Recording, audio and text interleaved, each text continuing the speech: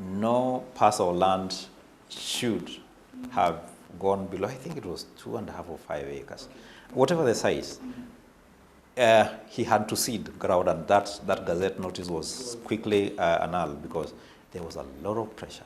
It was really bashed by all manner of groups. I, at that moment, also had to place my voice on a sober debate because my point at that particular moment was that the application was ad hoc. It was too sudden without clarifying. So Kenyans did not understand, could not understand, because at that particular moment, we were enacting a land policy, formulating the land policy, which actually takes into account that particular concern. So my advice then was that we needed to allow it to come through in a more comprehensive and people-driven manner. But what it does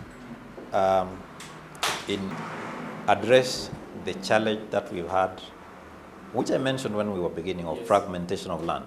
And fragmentation of land has been heavy in parts of Nyanza, Kisii, Nyanza. Go to Western, parts of Kakamega, Vihiga, they are heavily fragmented, small parcels of land. Come to Nakuru, the fringes of Nakuru, come to places like Kiambu, go to, I mean, even in Eastern, the heavily agricultural zones have suffered tremendous fragmentation of land. To the extent that we have got now parcels of land which are basically, we call them envelope sizes. Now, in some cases, particularly in go to Banana here in Kiambu, and even in Kisii, if you go to the near Nyamira, near Kisii town, you realize that it is even becoming a challenge to construct on them. Because when you try to put up a big building on them, you actually spill over and you realize that the gutters of your house are spreading onto the neighboring plot. Then if constructing is a problem, what about agricultural production? So food security becomes threatened for this country when that phenomenon continues to run unchecked. Then let's remember that our African tradition allows us to give our inheritance to our heirs. So this notion whereby at independence somebody got some 10 acres, he has 5 children, he wants to pass 2 acres to each one of them. Down the line, he too wants to pass the 2 acres to another 5, and etc. Now the result of it will be that at one moment you simply will have no land at all. You can't, it will not work. So this notion of land size is trying to address that challenge for the country. And how does it want to look at it? Number one, dissuade fragmentation.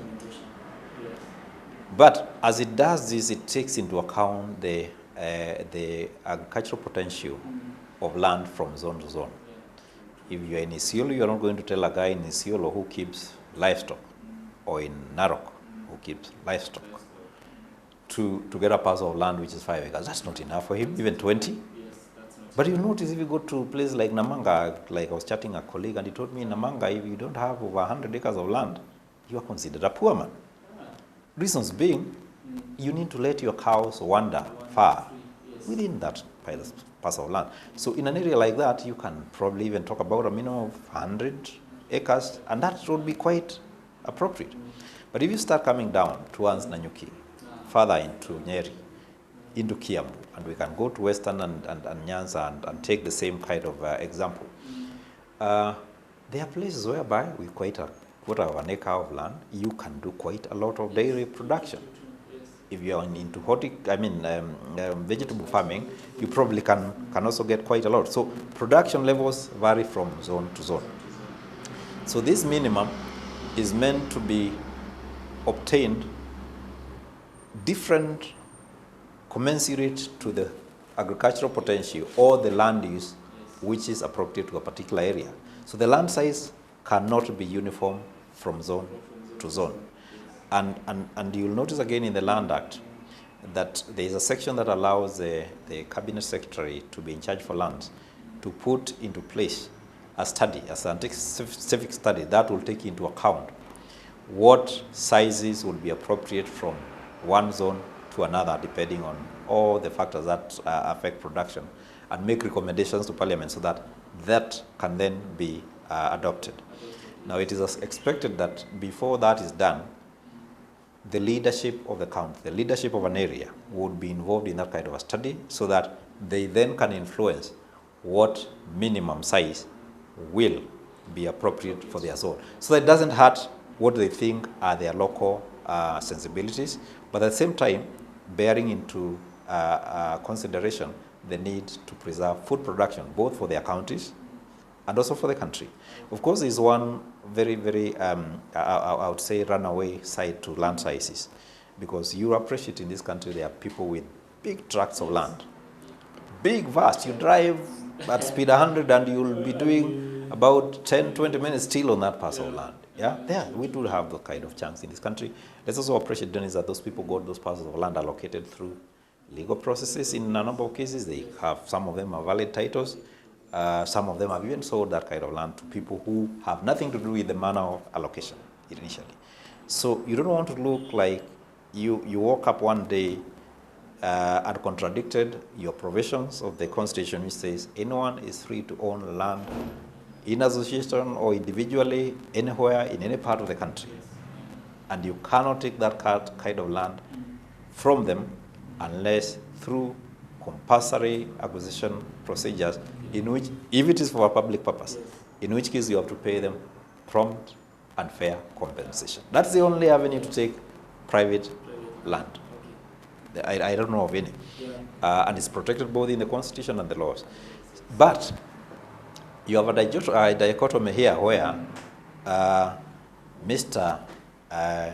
Alex there, or Juma, or Karanja, has that kind of land and has decided he will just take it easy and leave that land fallow, and it doesn't matter anyway. Now look at what it does. Locks up opportunity for livestock production, agricultural production for very many people in this country. Other people who have no shelter, they are on the streets because they cannot get land on which to live, yet you've locked all that land to yourself. So you can then see the need to begin to address an issue like that. And if you read the land policy, it talks about a combination of things, including, one, you can encourage those kind of people to do business with government in the concept of the land banking that we mentioned, which can give land for investment and also for settlement of persons.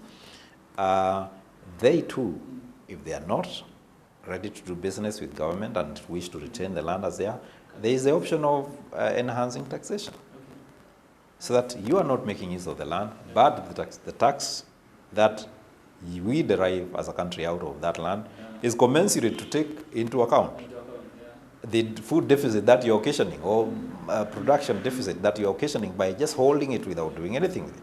So it's a combination of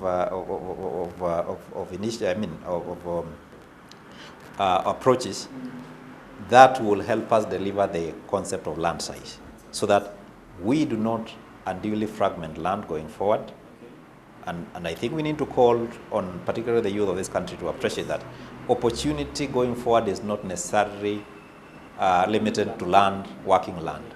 Many other opportunities, investing in IT, you can put your money in shares, you can put your money in, floods vertically. You don't have to get a parcel of land, which is problem was, And I remember sometimes I was making a joke to a colleague of mine who I lived with in the UK. And I asked him why he's not interested in getting a parcel of land from his father in the Midlands.